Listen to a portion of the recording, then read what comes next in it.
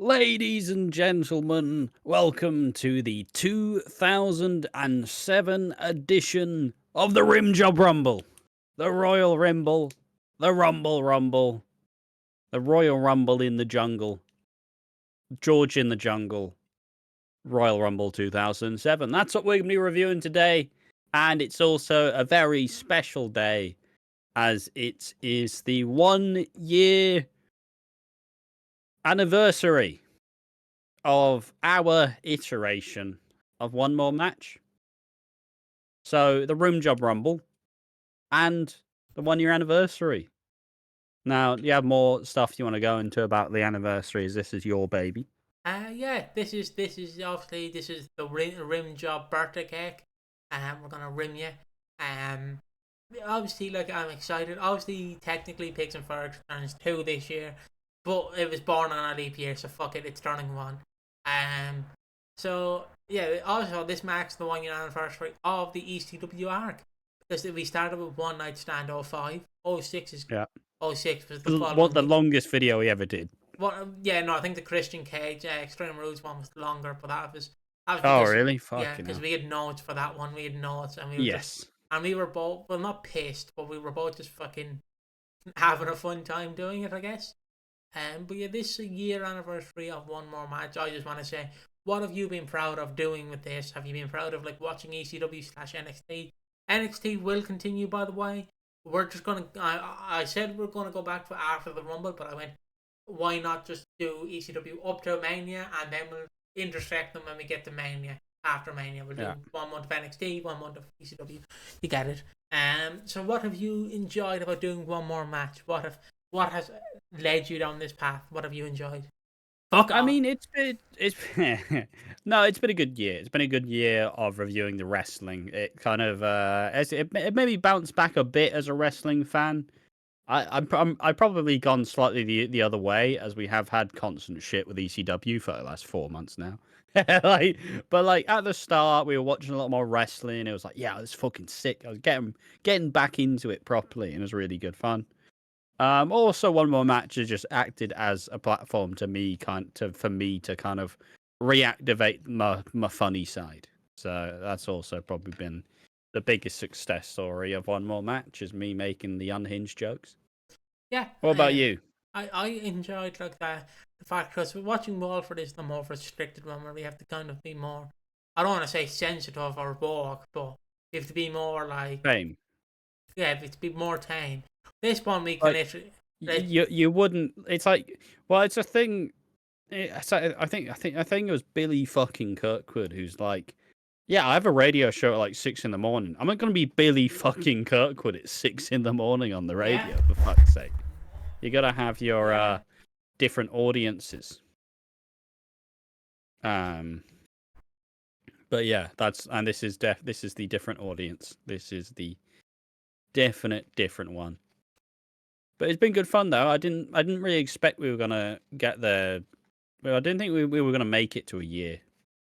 But it has been pushed to the back a little bit more. But that's fine. We're still getting a decent chunk done, even if it's just much slower. yeah. I've enjoyed this. Also enjoyed this show, but we'll also get there into that in a second. So what I've also enjoyed is the fact that we've opened multiple avenues. Obviously, we're mostly doing WWE, but who knows? Yeah. Maybe when we're finished both of that, might do a bit of TNA. There's a segment I really want to do at some point where I give Ash where I share my screen and give him all these themes from TNA and see what he thinks. Because there's one that I love. I don't know if you've ever heard it, but Google Kevin Nash 2004 TNA theme. It's called, I believe it's called Dre, DRE. It is. Right. It should be by TNA Impact Wrestling Themes.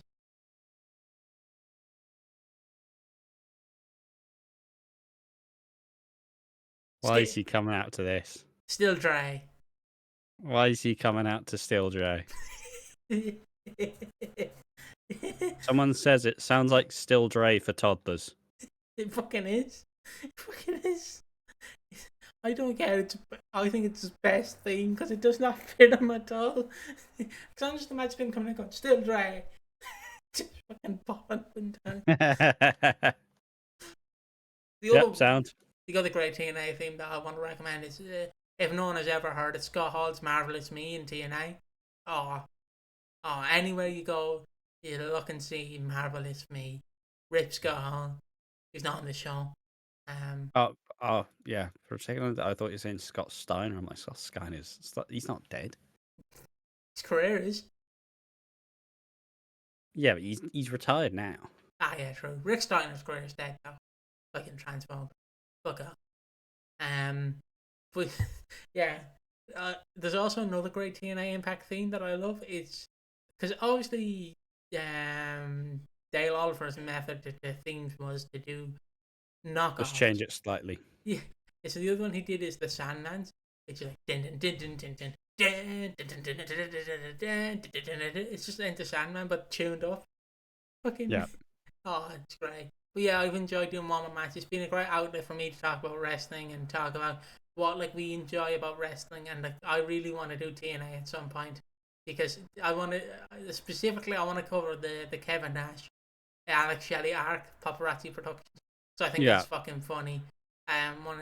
One of the best things TNA did, because the one that always sticks out to me is the press conference he does, where he's at where he's at where he's in a bar with Alex Shelley, and he's like, "Yeah, Hogan will be appearing. Hogan will be appearing if he's not busy with Crocodile Dundee 3. Randy Hogan will be appearing. Hall, we are in talks with Hall. Well, he doesn't say Scott Hall, he says some other Hall. And we're in talks with all the members of ABBA that are still alive." And I'm like, oh, for fuck's sake. But yeah, I guess without further ado, this just being me ranting, I guess we'll intro this to the Riley Rim Rumble. The Rim Job Rumble. But yeah, this is a fairly small match card for WWE. There are one, two, three. There's four matches other than the Royal Rumble, but the show still goes like 2 hours, like just below 2 hours 50, which is fair enough. It's actually earned, and it's really odd to see a WWE card with only like 5 matches on it, because it is WWE always feels like the show until this recent era with Triple H in charge, where it's like, how many matches on this show? 13. Like the I Tony don't Khan want to method. fucking watch Baron Corbin wrestle fucking Apollo Crews, for fuck's sake. Why the fuck is this on a fucking show? They don't But even. it's a nice. It makes all these matches feel a bit better, although not the test match. That was cheeks. The, the one thing I will say that I will kind of give credit to AEW that WWE doesn't do, it's actually putting matches on the pre-show now. I know they call it Yeah. 0 hour, but I even if you right, recently, because this has been recorded on the 10th of the 10th, recently there was a ladder match on SmackDown with DIY, the Street Profits, and Tangaloa and Tamatonga, the Gorillas of Destiny. I don't know if they own the rights to the Gorillas of Destiny, so it's just called something else, like the Bloodline. But that should have been on Bad Blood. But obviously, they had to fill in all the matches. You could have put Finn Balor, Demi Priest on the pre-show. Who gives a fuck? That ladder match should have been on the show. I guess the other thing you could say is, well, there was a joint Hell in a Cell, and my response is, that it paid for you in 2006 with John Cena versus Edge also had a Hell in a Cell match and a ladder match, so you could do it. But I guess that would make it too bloated because you'd also have a shark cage. So yeah. But Yeah. I will give credit where credit is due. I prefer, if I can choose between a 5 match card or a 13 match card, I'm choosing a 5. But if I'm doing it, I'd do it the way AEW would have done it, which would be, instead of like going, bloody hell, here we are in Berlin, here's the Berlin Wall, 666,000 people have packed the zone, let's fucking go. Instead of doing all that shit, just do match to match to match and get it done. And if you want to intersect a few promos being like, we're going to WrestleMania in Las Vegas, you can do it. I prefer like match to match to match, but not when it's like 13. Not when it's 13. If it's 5, it's fine. Yeah. Because I'm not a fan of the fucking AEW put literally everybody you can on the show. Obviously, I get that they want to because they do have such a loaded roster, but like I feel like it damages the actual flow of the show because it's like I don't know. It's one of those things where, at least in WWE, most of the matches are like do serve a different purpose. But like sometimes AEW does feel like the fucking NXT takeover, where it's like they're all gonna have the 40-minute fuck you, kick out, fuck you, destroyer, fuck you, finish, kick out, finish. And like, yeah, sure, people love it, but it was the same fucking match no matter what. It See, was just, oh hey, maybe it's Dijak and Keith Lee rather than fucking, Adam and then you Cole. go from Dijak to Keith Lee to Adam Cole, Johnny Gargano, and then you go to fucking like DIY, FTR, fucking doing the same shit. Like, See, the one thing people will give credit to, at least in TNA, when they had the X Division and its prime, so like I'm talking like 06, 07, but I know Nash buried them to some extent. At least they had the extent to like make it just where it's one match, one or two matches. yeah. They didn't make it like it was all the same matches, and then they had the main eventers be like, okay, the I mean, young guys. they still took the WCW approach, Yeah, right? yeah, So, yeah. all right, here's a cruiserweight match. Hype everybody the fuck up, and then we get into the rest of the show. And then Kevin Nash comes out from the NWO and cuts a promo. Woo! Who doesn't Wow. who doesn't fucking love the NWO? Am I right? Too sweet. That was the shittest impression ever, but still.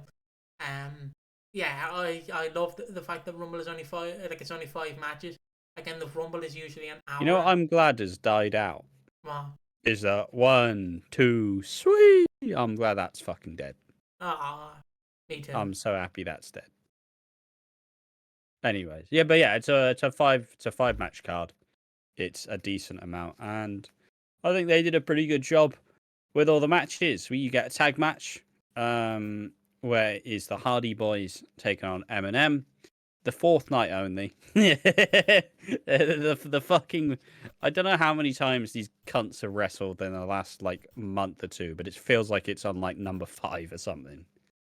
But obviously the tag belts aren't on the line because I assume Rated RKO stole them Yeah, no, of they're right. someone. They have the Raw tag belts on there in the Rumble, so you can't really. Yeah. Unless you're gonna fit another match in there, but I find it hard to get a match in there. But I mean, if there is any match to have another one, it is obviously the rematch of Joey Mercury's nose getting fucking obliterated. So the Hardys win. It was a nice little tag team starter match. I didn't really love it because I you know, I don't care. It's hard to get invested when only watching like the one show. So I like this isn't Jeff. This isn't any of these wrestlers at their peaks.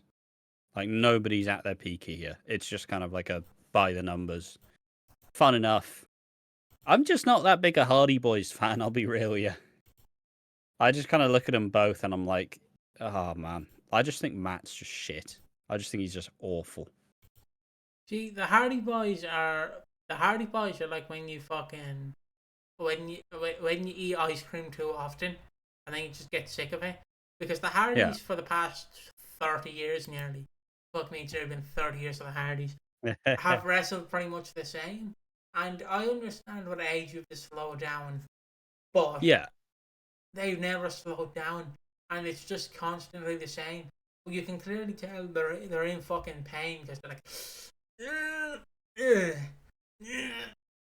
you know, they can't really like they're probably fine, but the fucking especially Jeff, like his body's fucked, and I don't really like. I feel like the Hardys would probably the 3 things that will probably outlive us in a wrestling world is TNA not going bankrupt, the Hardys still wrestling, and the Young Bucks not shaving their heads. And Chris Jericho.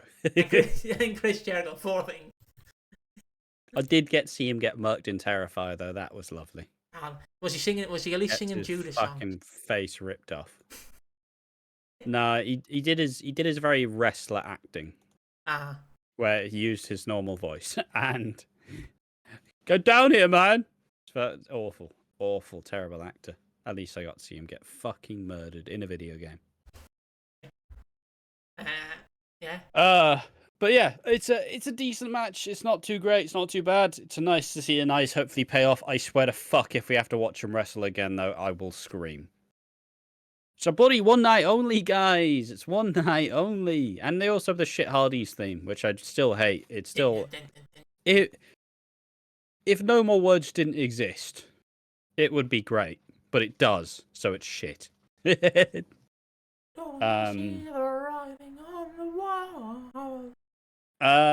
up, we get the ECW representation. We get Bobby Lashley defending the ECW World Championship against Test. Now, this match started off quite interesting. It is two big, beefy cunts cunting the beef out of each other. Absolutely wrecking each other up. A fucking storm, a big boot here, a spear there. Here's a boot, here's a spear, everybody boot spear. Fucking great stuff. Except, you gotta remember, it's ECW. So it ends in a count out. It's a for fuck's sake. Why? Why they do it every time, man? It's the problem. It's. I feel Because it is actually genuinely interesting. Because look, so much as we say Tess is roidy as fuck and kind of ridiculous, he is genuinely quite like good at this time. He's got a very key skill set, and he is he's got a good skill set. He's not overused. He's not ridiculous. Fucking, it just works. It's simple. Well, it works, but the problem I've run into with Tess is you don't know if you can put the belt on him because I don't mean to be rude, and I know he's dead now. You don't know if he's making it the next Tuesday, do you? You think? Let's be real. Yeah. But his body could like explode in the matter of minutes. Like, I don't mean to be rude to the poor guy. I know he's dead. He's been dead for 15, 16 years. And Sabu was somewhere cheering the day he died. Allegedly. He really spoke ill now. But yeah, it's also it's weird because if you're building a brand, you don't want to build it on the fact that they always end in countouts. Because I compare it to like when they put Adam. Like the great example I can give is when Saudi Arabia, WWE were held hostage by Saudi Arabia in like 20. I think they were held hostage. They were not held hostage. They couldn't get flights out of the country. I'm gonna say it like that. If I say held hostage, it makes it sound like they were held at gunpoint. They were not held at gunpoint. Yeah. They were lost in Saudi Arabia, so they couldn't make the show. So Vince went, bloody hell, Paul. You know all them small fellas, all them small midgets you have on your show? No, actually, no, they're not called that, Vince. They haven't been called that in years. But you know all them small guys? Alright, Vince, what do you want? You bring them up to SmackDown. And then obviously the showcase match they had was Daniel Bryan versus Adam Cole, which went about 20-30 minutes. And that's how you show a brand. That's how you show a brand. You bring Adam Cole up, you have him fight Daniel Bryan, and he beats him, which is great because it elevates NXT. But what it would be like is if they had Adam Cole fight Brock Lesnar, the Universal Champion, and just had him get squashed. That's not how you build a brand. You've just gone.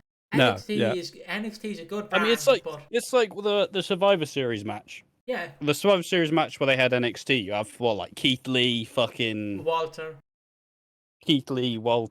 fucking Matt Riddle. I assume Adam Cole was in there. No, it was Matt Riddle and it was Walter, Matt Riddle, Keith Lee, and two other guys that I can't remember. I think it was Dijak. Yeah, but like it was probably Dijak and someone else. And like you have this really like Keith Lee's made like a fucking stud. He's battering everyone, and he has that showdown with Roman Reigns, and it's like this was great. This was fucking tremendous. But ECW, and it's going to end in a fucking dodgy finish. And it's like, oh, for fuck's sake, guys. The comparison I can give, and I know I'm comparing this brand, which was a joke, I know. But it's like when they had the NXT UK champion of Falter to Raw, to have him fight Seth Rollins, and it ends in a countout. Seth Rollins beats him. And like, he's your fucking champion. You've kept him strong. You had him beat on fucking Raw. And then he's in the Survivor Series match, and I'm such a nerd, I counted the minutes in the match. He's in there for 2 minutes and like 13 seconds, and he gets RKO'd by Randy Orton. One RKO takes him out. I understand Walter at that time is not juggernaut he is now as Gunter. But one RKO took him out by Randy Orton. That's not how you build NXT UK. You've just showed that the fucking champion is weak. Like, it's the same with the ECW. You had Test, you had Bobby Lashley win via counter because Test could not be fucking arsed. This is not how you build a brand, Fox. You fucking idiots. Like, it's just pissed me off because I'm like, what are you doing? Why is every match ending in a count out? Like, I know Bobby Lashley, spoiler by the way, I know Bobby Lashley has a big match coming up on Mania, which is with Umaga, where Donald Trump uses this match in legal courts to say he's not racist. With Trump, like Trump representing, like Lashley representing Trump, Umaga Yeah. representing Finns. But you could just have him squash Test, have him move on. You could have just had that. Like, because Test, where are you going to put Test? Realistically, he's not going on Raw. Raw's too bloated. He's not going on SmackDown. Yeah. SmackDown's too fucking, well, he could go on SmackDown. SmackDown doesn't really have that many guys. They're going to really have Taker and Kennedy. But you could have put him there. But he's not going anywhere. So why don't you just have him lose and then just fuck off? It would be the perfect thing. But no, you have to lose via count out. Fucking hell. Yeah, it's kind of really underwhelming, isn't it? Because if he just had, why does it just? If you're really trying to build these wrestlers, you need to have wins. Mm-hmm. Like Bobby Lashley beat the Big Show for fuck's sake, and he like, yeah, sure, the Big Show was kind of tired by the end, but like he was still a dominant champion. He still beat like Taker, Ric Flair, Batista. He was beating genuine fucking things. And so Bobby Lashley beating the Big Show was a big fucking deal. But now Bobby Lashley can't even beat Test by count out. What are you building Test for? What are you building him to? Nothing. He'll just fart around on ECW for a while. Like, And get released. that's my problem. Like, he literally gets released afterwards. Not after this match, but he gets released like probably in May, I want to say, when the whole steroid thing comes about. Because again, you can't really have him on the roster. He sticks out like a sore thumb. But like, what are you doing with Test? You're gonna do nothing. So why can't you just have him lose? Like, why can't you just have him lose? It just makes no sense. But we also get a few backstage segments. I'll run through them all. Yeah. One of them is Kelly. And they fairly She's much an exhibitionist. She likes to take off her clothes. they very much went, Kelly, you're sexy, getting that fucking thing, and wearing this skinny bikini and fucking just spin the ball. Bikini. And they Raider RKO come in, and they're like, I'll show you my ball if you show me yours. I'll show you mine if I show you yours. And then obviously you have Farouk coming in being like, damn. And then the other one is the boogeyman comes in and they tell him to fuck off, so he fucks off. And then Hornswoggle comes in. No, it's Hornswoggle who comes in. He gets a ball, he throws them all around the place. Then they do a pan up where it's the Grey Khali, it's the what you see versus what she sees meme. And then the third one is, and I loved it, I need Ash to repeat this joke because this buckled me on the review. The third one is Ric Flair comes in and chooses his ball. And then obviously they get a bunch of women to dance around Flair, and then Ash just turned to me and went, one of the most unhinged jokes I've ever heard him say. I only just remembered it, but it was like, I think it was like, I said it was like Jimmy Savile being surrounded by a bunch of kids. Like, Exactly. it's just like, why the fuck are you allowing this to happen? Because Flair's underneath there was just like that, fucking, stiff. just fucking The Rock, like The Rock does, he slaps it. But yeah, just the way he said it. Oh no, I think the only way you can make it worse is if Jerry Lawler was here. Yeah, exactly. Because, these women are all like very young at this point. Like Kelly's barely 18, for fuck's sake. But yeah. Unhinged joke. Yeah, obviously Kelly's like, I've never had balls this big, and then Ron Simmons goes, damn. Yeah, sound great. I do like the Tumblr. The Tumblr's a cool little thing. I always enjoy the Tumblr. Not the website, the thing that the balls are in. You just get the normal, like, edge, like, I'll show you yours if you show me mine. It's because it's a gay thing. Lol. But yeah. The next match is, honestly, It's a bit of an underrated match, but at the same time, it's not. It's Mr. Kennedy. Kennedy. Kennedy versus Batista. Excuse me. Fucking granddad fucking having a bit of a hard time. Someone get his medication back on. I don't know what the fuck I was doing there. I was trying to do Batista's. I walk for miles inside this pit of danger. Yeah, it was fucking. But yeah, it comes out. Batista missed Kennedy. It's Kennedy's final shot. Let's be honest, it's his final shot to do anything of any worth. This match is okay. I think you have the limitations of Kennedy. Really, I think, especially with Batista, it just exposes how mediocre he is in the ring. But like, it does it both ways, though. That's the problem. But like, Batista had the more like outward charisma, where he had the physical presence, which made him a lot more entertaining. But Kennedy he's not that massive. He's not that loud in the wrestling ring. So it's kind of a weird, like, I don't even know what his fucking finisher is. I think it's on the mic pop. What's that? Is it the What even is it? I think it's like the rolling bomb. Oh, it's the rolling, yeah. And then he also does. I think he does like a He variation. does the old Kenton bomb, which is a swanton. And then obviously, like, where people shit on Batista, I understand he wasn't that great in the ring, but you have to take into the account of the timeline he's in. He's in the mid-2000s. He's not getting in the ring to like wrestle. You look at Batista and you go, okay, give me that computer for 30 minutes. I just need to go somewhere with it.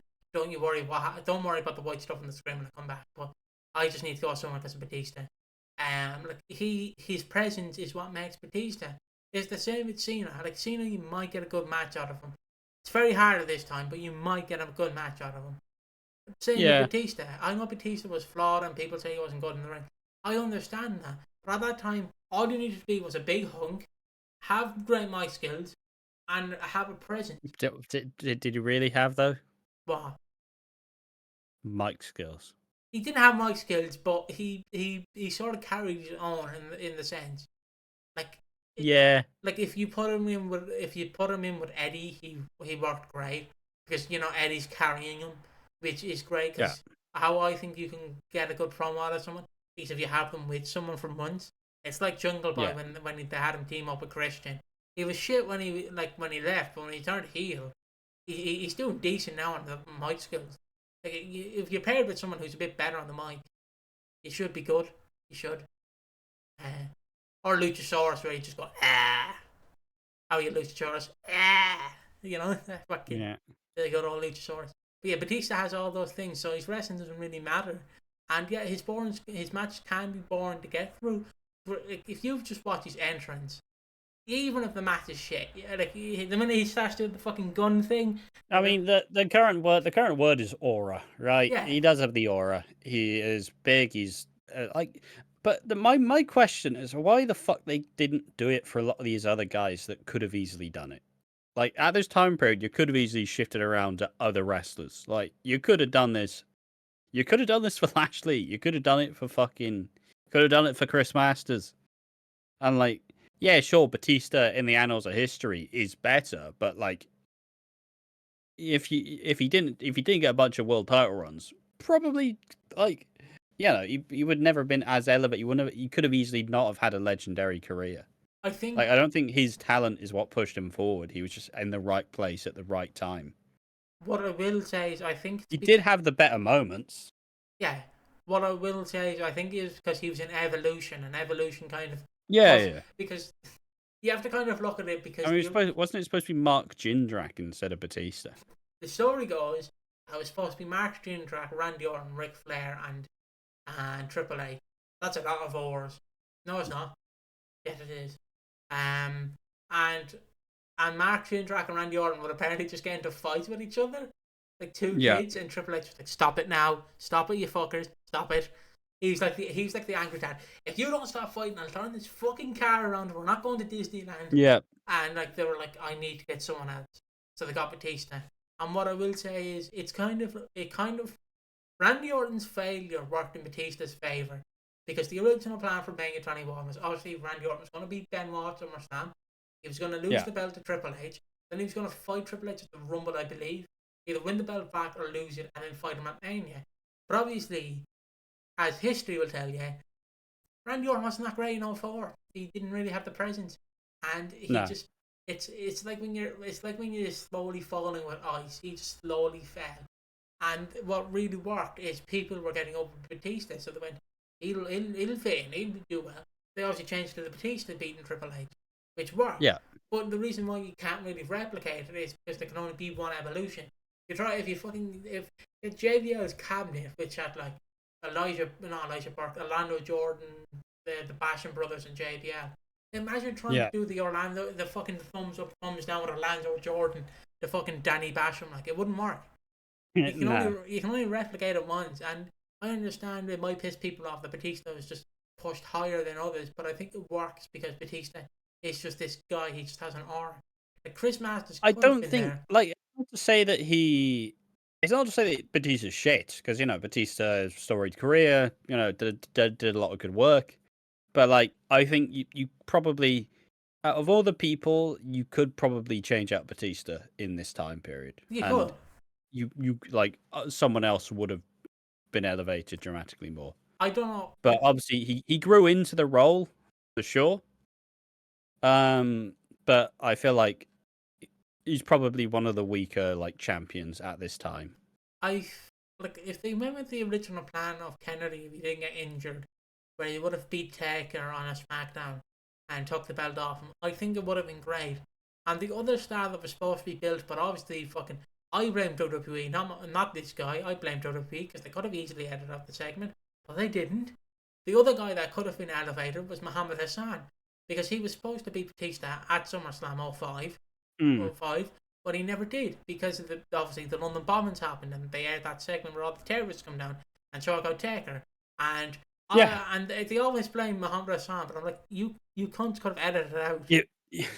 Like you guys could have just not had him take the fall. I also like the weird thing is he originally came in as he is a Muslim American who hates being treated like a fucking terrorist character, right? Yeah. He hates being treated because obviously America in the wake of 9/11, not really the most trusting to Muslims. Yep, true. To put it very crudely, and it was an interesting idea to kind of go against the thing of I'm not doing this character to just be like a hateful fucking thing. I'm playing this character because who I am, and I don't like being treated by you fucking Americans treating me like I'm a terrorist. It's an interesting angle, but then they just fucking did it anyways. And they just, he's still this character. It's like, fucking guys, come on. One step forward, two steps back. The problem Racially insensitive angles in WWE? No way, Joseph. Not Jose, though. The problem is they didn't know what to do with Muhammad Hassan. But again, they just let him fall on his ass. They blamed him for the whole thing that happened with the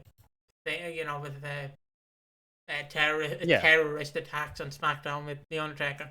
But I think he would have been great as a world champion. He would have had the thing of I'm Arab American. Fuck you. What are you gonna do? Obviously, you know, when Vince, people like Vince would have him come out going, "I did 9/11." No one Vince. He's a mentalist. But he would have been great, and I feel like the other one would have been Kennedy, who would have been greatly elevated. How did they not? Had they just let him get checked by a doctor and had him take the 2 weeks or 2 months off, and then you do the shock thing? You can have Taker drop the belt to someone, then Taker have to win it back, and then all you hear is have him return at SummerSlam saying, and then all you hear is Kennedy. Yeah. Kennedy. And then he comes Or even you can have him come close to beating Taker, and then you do have him win the Money in the Bank, and he does actually cash it in. Yeah. It's like, you know, there's a lot of wrestlers at this time period, and a lot of wrestlers like later on. Like, obviously, you could have elevated like Chris Masters, you could have elevated Carlito. Carlito could be a fucking world champion. I don't give a shit. Like, Um, they like didn't. that, like you could have given a lot of these other wrestlers the chance to actually fucking prop themselves up, rather than just being like, oh well, Cena needs the belt 3 more times in 2 months. Like, oh, for fuck, you could have given it to literally on anyone else. See, the other thing I can say is you have two belts, and no offense to the World Heavyweight title, it's the lesser belt. Like Yeah, if you at give this time, Carly it might. if you give Carlito the WWE title, it's gonna like it might cause a bit of backlash. But if you give him the World Heavyweight title, you can let him try it, like because he'd be on SmackDown until it gets changed to Raw. So you can let him try it. But the problem is you don't. You don't trust anyone except for Cena and Batista. And also, I was Yeah, telling Ash this. They were trying to get Brock Lesnar back in like '06, '07, and '05. yeah, They were literally trying since '05 to get Lesnar back, and they kept coming close, but they never did because Lesnar wanted to try other things. And I'm like, imagine he came back in '07. Your entire roster would have changed because everything would have been pushed to Lesnar, not Cena or Batista.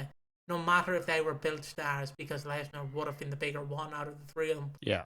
And I just think it's a good thing in disguise that he left and never came back till 2012. But yeah, Batista versus Mr. Kennedy is a good match. Um, Fuck me, that was a tangent. Jesus Christ. Fucking fair play. Decent one. It was definitely a decent one, but fucking hell, that felt like it was about 20 minutes. It was probably only like 5. I mean, But yeah, but like holy shit. if you have thoughts on the World Heavyweight title, it's just might as well give them because It's we're just the tertiary one. It's never the most important. I prefer the belt overall, but it's still SmackDown is just the weaker show at this point in time. Like well, that's no just the fact. ECW is. Yeah. But like I'd and yeah, so Batista wins in a fairly conclusive match. Mister, Wasn't there like a slightly scuffed finish, yeah, like in an Mister, intentional way? yeah, they knock the ref down. Mister Kennedy kicks Batista in the dick, and then Batista's like, nah, I have a big cock. Batista bombs and wins. That's it. Yeah, but like you could have had, like I said, even just a transitional champion. I felt like even a transitional champion would have elevated Kennedy to another height. But once again, wasted potential at all times. Yeah, It's like even when we were doing the Nexus stuff, where you have, oh, who's gonna beat Randy Orton out of Legacy? No one. Great. Not even like a cheap win. Nah. Sound great. I'm glad you built up fucking Randy Orton in 2010 again. For fuck's sake. it's just if you don't know what to do with it, what's the point of doing it? Yeah, like don't do it 90% of the way and then go, and actually no, I'm out. But that's just my Like thing. at least blow your beans a little bit. You're already there. You may as well just blow your beans. Why not? Fucking, you built it up so much. Yeah, It's like we're gonna go all night, baby. And you just blow your beans in 3 seconds. Just like great. At least you blew your beans rather than not. You know. but I just So yeah. somebody should relieve Batista's massive dick. I'm surprised. But yeah, Batista beats Kennedy to retain the World Heavyweight title. You know what would have been funny? Like, like because like they get interviewers who know his wrestling career to get him to interview him. I'm surprised Chris Blanford hasn't gone up to Batista and gone, Dave, I fear in the locker room that you have a big cock. How big are we talking? How many inches? How many Because inches? he wants to be seen as a serious interviewer. That would be my one question to Batista. Just how big are we talking, Dave? 10, 15, 20? But yeah, there we are. And now The day Batista wins, Mr. Kennedy will not even get a sniff of another World Heavyweight title match in the rest of his career, unless you count TNA. But then he gets fired because Randy Orton and Cena fucking bully him out of the company. yeah, classic WWE. You have to admit, that is funny though. He slightly fucks Randy Orton up a little bit, and Randy Orton's like, "Pal, you shouldn't have done that." Get rid of this fucking cunt. Great. And then he But goes yeah, to TNA and he shits on Triple H in TNA. and he is good in TNA for like a year. He has like a good year, and then he just loses it. and then he joins the Aces and Eights, and you get that gif at like TNA 2013. Yeah. It's just fucking. It's just it's simple. I mean, I would feel wronged if I was him. I would, but also he could have done so much more. And plus the fact he was Like supposed to be. if fella he just gave up. He just went fuck this. I don't care anymore.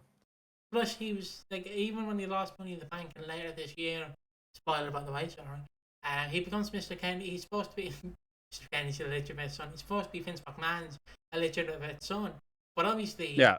it's been frustrating, and the whole entire thing of steroids come out, so they have to suspend him for steroids. And then it's like, you fucked another opportunity, Kennedy. You could have literally been. Because I don't care if people say, even in 07, if you're produced as Mr. McMahon's kid, you're fucking elevated. All you have to do is just take the rocket and slightly move up. You're literally there. You have the platform. Just move up. But no, that's make a fucking hornswoggle. What the fuck is he gonna do? What the fuck's he gonna do? And then you just have Finley beat the shit out of JDL because JDL's beating the shit out of Hornswoggle. Fucking Jesus. Yeah. All right, and the final match before the Rumble, you have John Cena taking on the undefeated Umaga with Armando Alejandro Estrada. There we are. That's not an accent. Don't no one. That's not an accent. It's definitely a normal voice. Just as something caught in my throat. It's a last standing man match. A last man standing match where I don't know. It's one of those. We were having the conversation whilst we were watching it. It feels like John Cena was in a last man standing match every 6 months. Because every sequence of matches had to go like to 3. It always had to go to like 3 matches, and the last one was usually like an I Quit or a last man standing match. Yeah, it definitely was. And we need to Google how many last man standing matches he was in. I need to know. Also, it's Umaga's best like opportunity as well. It's his only real lick of possible like gold.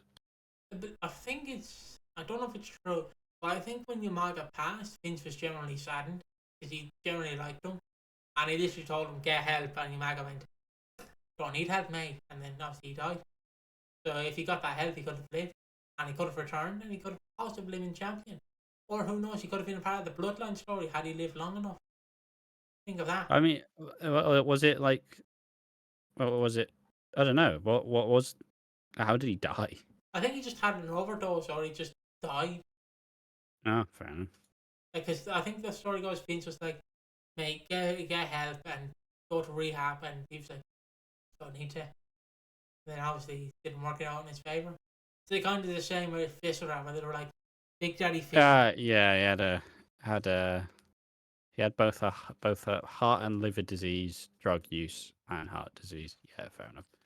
Yeah, and obviously the one with Big Daddy V, where I said, Big Daddy V, please go to back camp, please. You're literally putting on pounds here, mate. And then him and Vader are just fucking sneaking. Oh no. The old story is Vader and fucking Yokozuna are just fucking having chicken, sneaking out and having chicken. The mad bastards.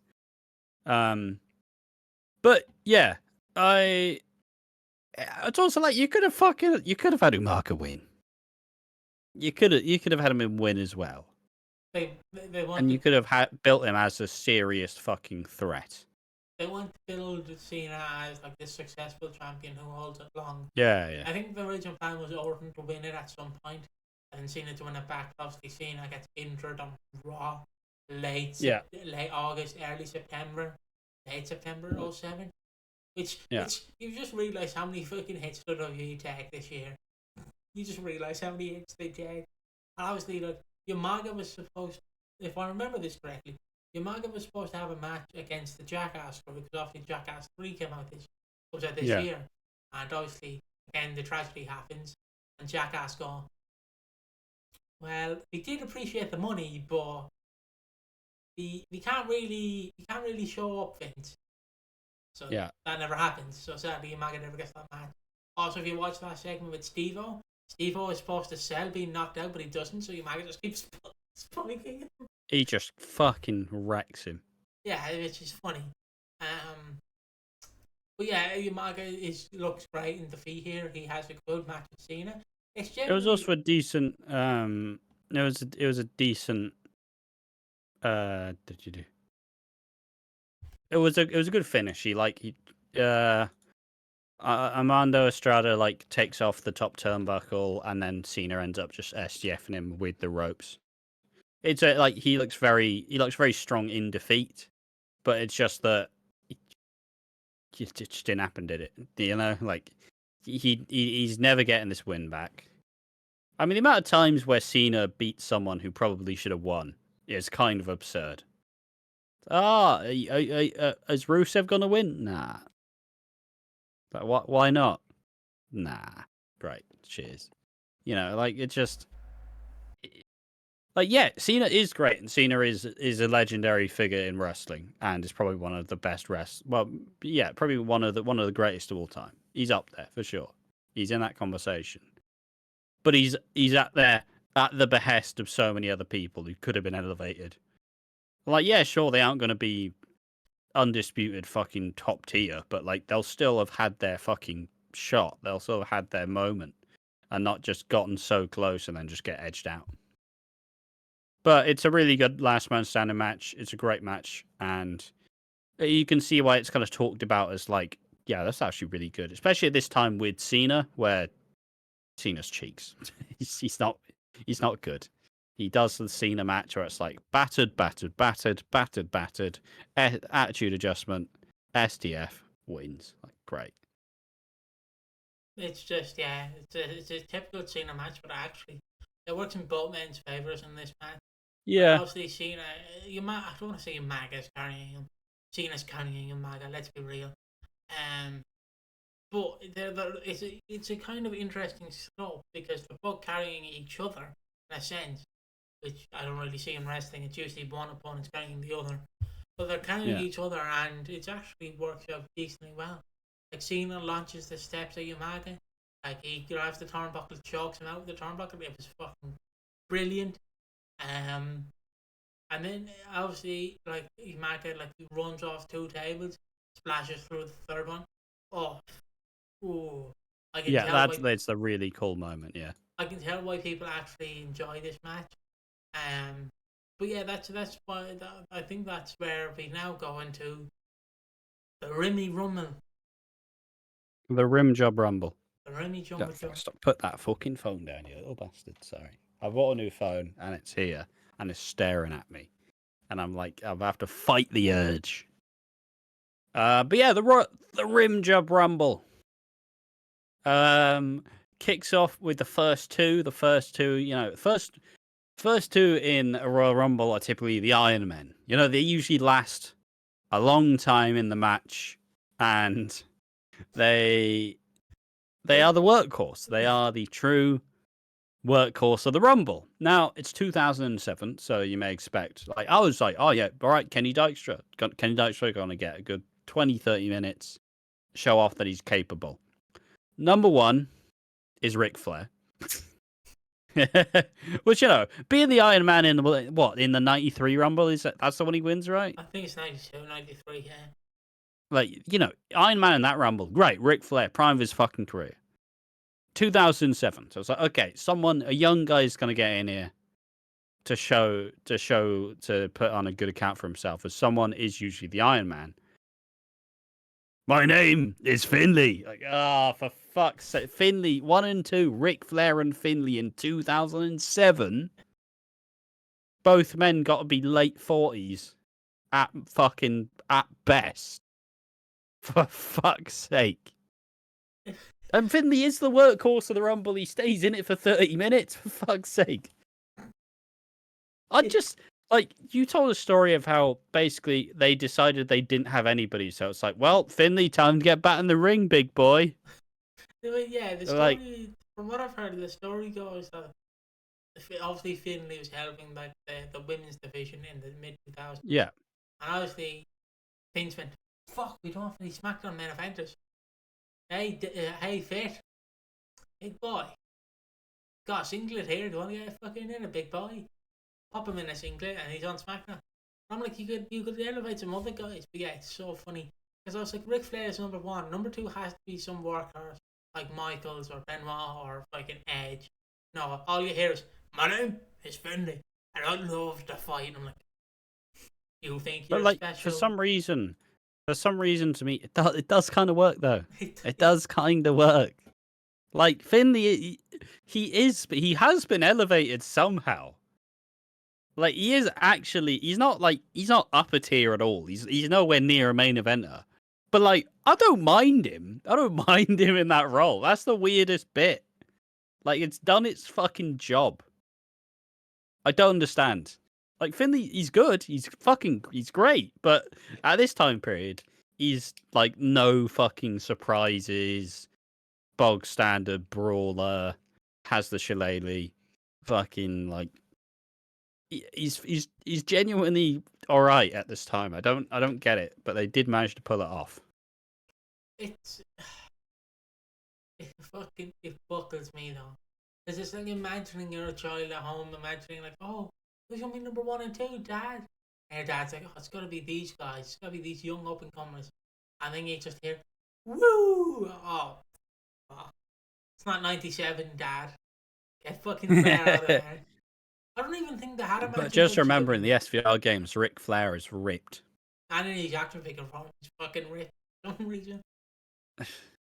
Um, even in the 90s, he wasn't ripped. But yeah. Number 3 is Kenny Dykstra, who I predicted was going to be number 2. Um, I don't really know when the eliminations come into fucking like the eliminations are a bit confusing. Kenny lasts about 4 minutes. I think he may have. I don't even know. How do we even structure the fucking Rumble match?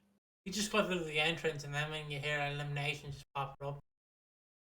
Yeah, but I don't remember any of the eliminations. I'll be Oh, is it real not with you. listed? Oh wait. Oh yes, it fucking is. All right. So Ric Flair is eliminated first. Then he is eliminated by Edge and Kenny Dykstra. It's not out there yet. So out comes Matt Hardy, who also does a bit of a fucking mammoth performance as well. He's in there for 18 minutes. Then Edge comes out at number 5, Raw Tag Team Champions with Randy Orton, rated RKO. Edge goes on a bit of a fucking tear. He eliminates Ric Flair. He eliminates Kenny. Kenny's all like, "Yeah, I eliminated Ric Flair, woo!" And then Edge just fucking tosses him over, like, "Get the fuck out." Number 6 is Tommy Dreamer. The crowd goes mild, and he gets eliminated by Edge as well. Oh no, I lie. He doesn't. Dreamer lasts a while, and I fuck Dreamer. Next up is Sabu, who comes out, sets up a table that he's inevitably going to go through. Gregory Helms. Yep. Great. Shelton Benjamin, who he has a decent enough showing. Shelton's another one who probably should have had at least a world title at some point. Yep. Like, you're telling me he couldn't have stepped up in this SmackDown period. He got off. He never did, sadly. Next comes out is Kane, who is, he's kind of the Rumble specialist for the long period of time. He's in every Rumble. He usually chucks out like at least 3 people each fucking Rumble, no matter what. And this is where a lot of the eliminations come on in. Tommy Dreamer gets thrown out. Sabu gets choke slammed through a table. Then out comes CM Punk, who also has a pretty decent performance. He's in there for 27 minutes. It's kind of wild to me.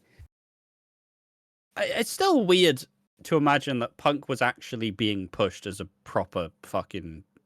He wasn't necessarily a main eventer yet, and he kind of didn't really get it in the bulk of his WWE run either. But like, even in this time period, like he is one of the wrestlers who does actually get the fucking push, and he's the world heavyweight champion for a time period. Like, that's the weirdest bit for me, because I don't like. Obviously, Punk now is great, and Punk is also seen as one of the best ever.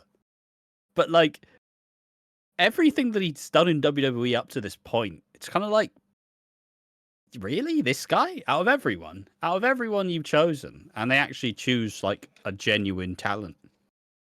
The the problem is Punk is a weird one in WWE because everyone was telling Vince he is the next guy, but every time Vince was, it's like when you're in this shop and your child is like, I want this toy, and your mom's like, it will break very easily. I recommend this one. And he's like, no, no, no, I want this one. You go home, the toy breaks, and then you go back to the shop. It's like, you should pick this toy here. It won't break.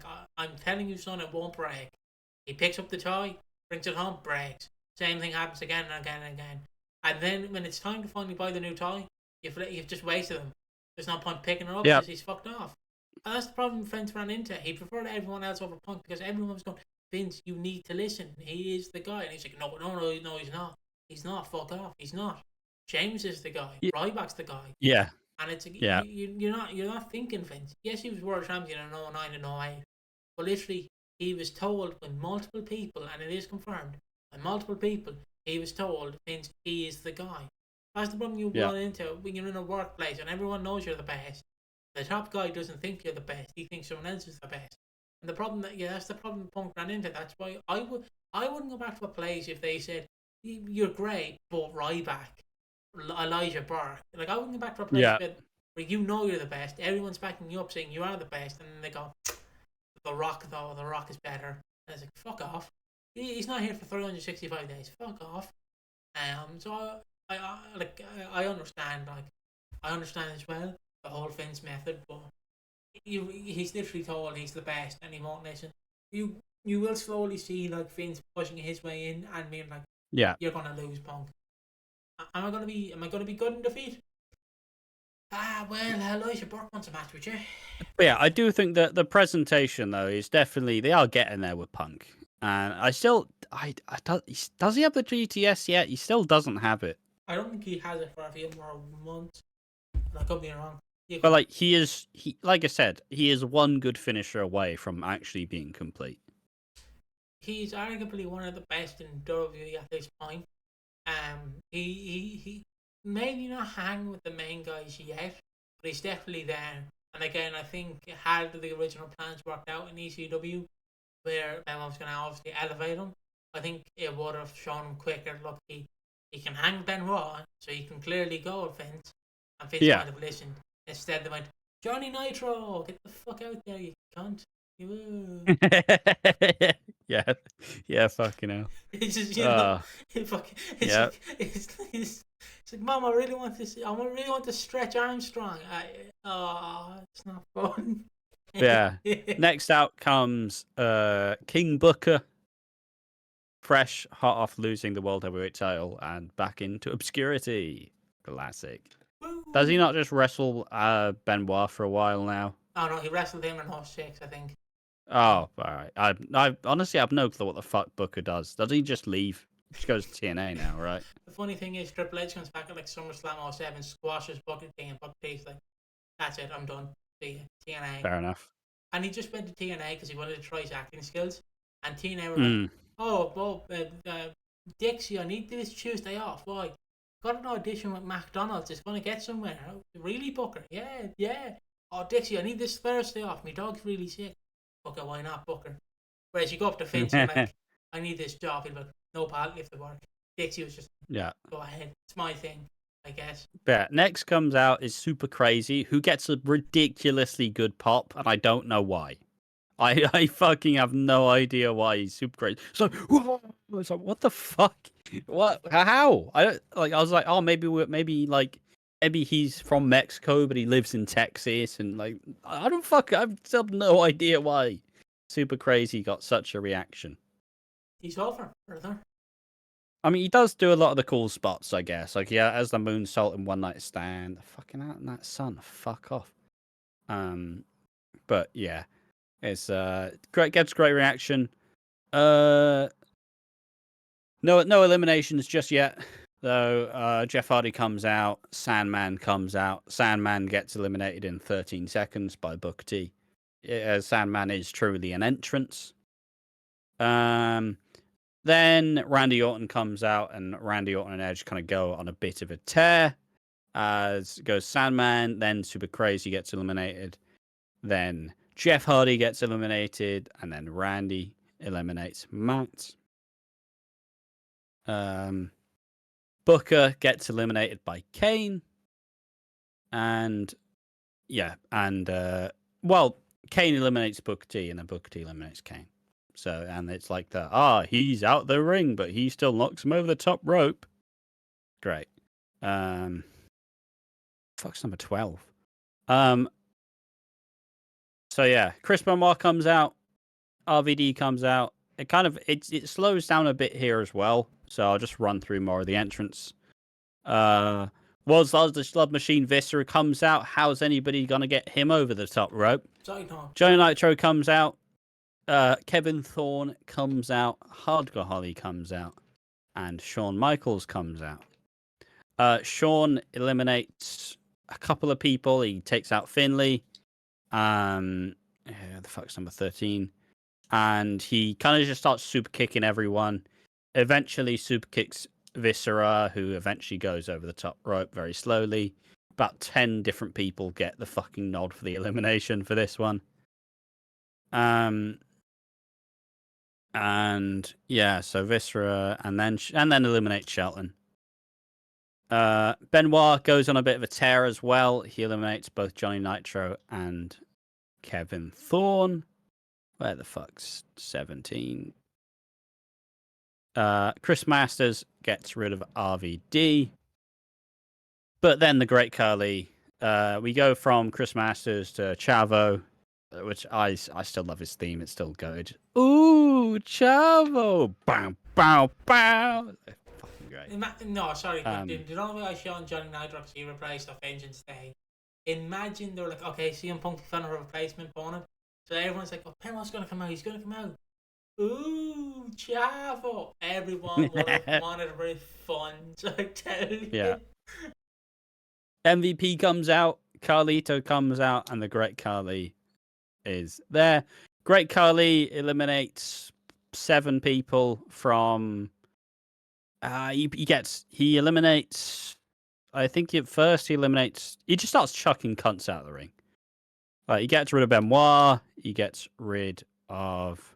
Miz. The fuck's 20? Gets rid of Benoit. Gets rid of Miz. Gets rid of RVD. That's 22. Who gets eliminated at 22? 22. Where the fuck is that number?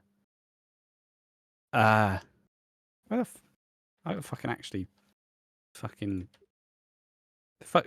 Eliminates CM Punk. There we are. Eliminates Carlito. Eliminates Chavo.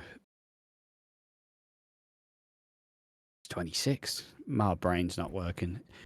MVP is eliminated. I suppose at that point we then get Taker, who makes his appearance at number 30. The Undertaker makes the ring just as Great Khali is thrown out about 7 people at the fucking ring. Taker comes on in, grounds down Great Khali, and eliminates MVP. Shawn eliminates Randy. Shawn eliminates Edge. And Taker eliminates Shawn. When the fuck does Great Khali get thrown out, the mad bastard? He gets thrown out with Taker, I believe. Oh, yeah, he gets thrown out by Taker. Obviously, something we're going to run through is the minute Hardcore Holly came out, me and Ash went, oh, please, Benoit, Holly, just batter each other. Because you know if they were in New Japan, they'd just be throwing shots. Like, they'd just be fucking hard hitting because to them, both wrestling is real. I also, like I said, Dash, I feel so bad for Viscera. I know he done it himself, but he cannot get off that top rope. Like, he generally, I don't know whether they made it look on purpose where he couldn't get out, but even if it wasn't on he purpose, was slipping on that fucking. The amount that rope had to be pulled. It's just like. He's just like that. Like he's leaning on the rope like that. Yeah. And it's like come on, Viscera. He's like, come on, eliminate me, guys. Come on. It's like, Viscera, you have to do something yourself. And he never does. I also Yeah, I also love the mini match up at the end. They literally have Shawn fighting Taker to get his spot at WrestleMania. yeah. In hindsight, it feels a bit weird. And and this one, like, this lasts about 13 minutes where you have Shawn and Taker back and forth, back and forth. Great. Yeah, I don't know. Do you remember any of the spots in between Uh, the Shawn and Taker? Edge comes in, tries to grab a chair, Concerto fucking Taker. It doesn't work. Michaels comes in, eliminates Edge, eliminates Orton. Then they just go back and forth throwing haymakers. Shawn super kicks Taker. Taker tries to throw Shawn over the top rope, and then they get back into the ring, and they both fight. And their literal Yeah. finish is Shawn goes for a speech of music. Taker hooks him up like that and flips him over the top rope, and Shawn's eliminated. In hindsight, it's weird because Shawn main events WrestleMania this year, and Taker doesn't. But we'll obviously talk about that later on. When we get to Mania 23, it's generally Mania is looking good from what I can remember. If it holds up to expectations of actually being good, that's another thing. But Yeah. um, this Rumble was generally good. It holds up. It was not too long. The Rumble match Oh is shit. well, Sorry, just completely nothing news. Football Manager 25 has been delayed till March. uh-huh. Dickheads. Dickheads. Nah, fair. It seemed like they were shit in their pants. But Anyways. what I was saying is like obviously I understand like the Rumble is hard to do when you don't really have main eventers you can rely on. But Yeah. it's a bit of a slog to get there. But when you start getting Benoit, Michaels, Punk, and Taker, even Khali to some extent, Khali can somewhat go on like Viscera. It kind of works, and I think Benoit does the Benoit spot to someone where he obviously grabs the head and like pulls him over the top rope, but I have no fucking clue. Does he? Yeah, he does the No, I don't remember. he does it to someone. It's obviously called the Yeah. Benoit spot. It's only been done once ever since '07. I believe Seth Rollins And I did it. suppose as we are ECW guys, ECW did actually get a fair amount of cunts in the Rumble. You had Dreamer, you had Sabu, you had Punk, you had Sandman, you had RVD, Kevin Thorne, and Hardcore Holly. Surprising amount of ECW guys in the Rumble. I don't think any of them really got the shine that they want. Like Punk got a decent showing, but everyone else was kind of like, they always kind of Um, like test to see how Kevin Thorne's getting over, but ultimately nobody watches ECW because it's a fucking shit show. it is fun to like. It was fun seeing them here. Actually, somewhat get a shine going. Didn't really get a shine. It's Sandman because Yeah, they brought him in and they threw him out as quickly as they brought him in. yeah, But ECW generally held its own. I still would consider a third brand. Like they were shown to be all right against Raw and SmackDown, but they got fucked up instantly. Um, Tommy Dreamer, just fuck off, mate. He's here till 2010, so we've 4 more years, yeah. 3 more years, 4 long years of Dreamer. 3 more years of shitting on Dreamer, and then it'll be done. Yes, Um, but it holds up against its it's own. it's a solid Rumble. I do agree. I think in the aftermath, I was immediately like, it's quite a weak it's quite a weak like cast of the Rumble, I guess. Like, yeah, sure, you do have in terms of the people who are actually going to win it, you have Edge, Randy, Shawn, Taker. Those are like the main boys. Then you kind of have the slight undercard of like the fucking of the Punk, Benoit, I guess Masters at this time. Like you kind of have those guys bubbling, but like and Booker T, I guess, but like I don't know. It felt this time period as well. I think that the roster is pretty garbage. Like you you can understand why they stayed like true and tested to the main guys they had because they were the best out of this like pretty mediocre group of talent. But like it would have been interesting to see Kennedy in the Rumble. Off this thing. Obviously, they didn't do that at that time. You're in a match, you don't really go in the Rumble. But I mean, Nitro did it, so. But like, it's not the best crop of talent, but it was a decent Rumble. Sets up Taker Batista at Mania. Well, no, it could be Bobby Lashley. It could be Taker Bobby Lashley. You never know. God, imagine the But fucking scenes. I think all in all, I think it's a solid show. I appreciate the shorter match card. I think the Rumble is quite good. Honestly, for me, it's one of the least rewatchable Rumble matches. Like, there's like how when you heard Punk talking about how when he was in the Rumble, he'd say, "Get your shit in the first like 30 seconds." Like, have a really big spot, have some impact, and then you just kind of fart around afterwards.